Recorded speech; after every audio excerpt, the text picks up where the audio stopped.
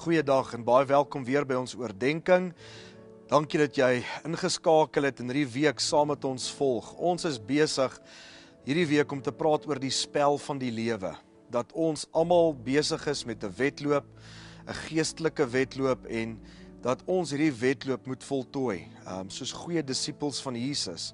En dan baie belangrik, ons het almal 'n skare in ons lewens wat ons aanmoedig en aanspoor en hierdie skare is so belangrik. Vandag lees ons 'n gedeelte in Filemon, vers 4 tot 7. Elke keer as ek bid, dink ek aan jou en dank ek God, my God, omdat ek hoor van die liefde en trou wat jy aan die Here Jesus en al die gelowiges bewys.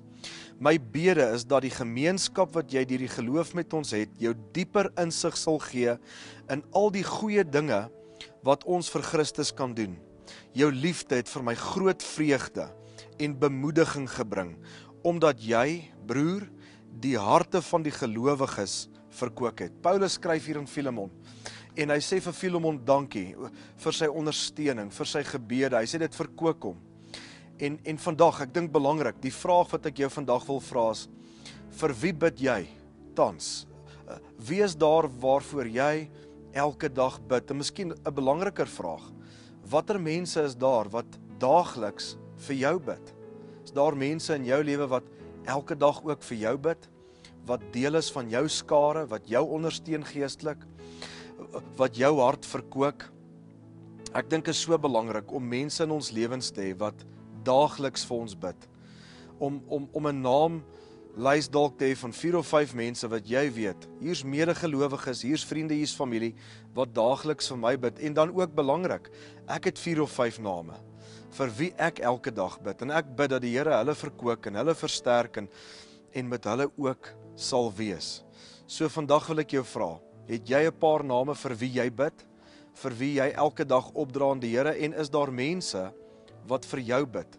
Het jy 'n skare wat jou ondersteun? Kom ons bid saam. Hemelse Vader, dankie vir mense soos Filemon in ons lewens, wat ons harte verkoop en wat ons ondersteun en wat ons kan weet, hulle bid vir my. Maak nie saak waardeur ek gaan nie. Hulle is daar in my lewe soos gawes en hulle gebede is daar om my te ondersteun.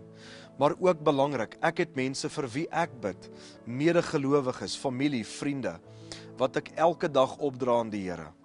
En ek wil bid vandag, Here, dat U ons sal help, as ons dalk nog nie name het, vir wie ons elke dag bid nie, gee ons daardie name, dat ons in die gewoonte kom, in die dissipline kom, om vir ander mense te bid. En dan ook belangrik, dat ons mense sal hê in ons lewens, 'n skare wat vir ons bid, want ons het dit so nodig. Ons sê vir U dankie daarvoor. Dis my gebed in Jesus naam, amen. Baie dankie, geniet jou dag verder, en lekker bid, saam met mense, vir mense. Sien jou môre.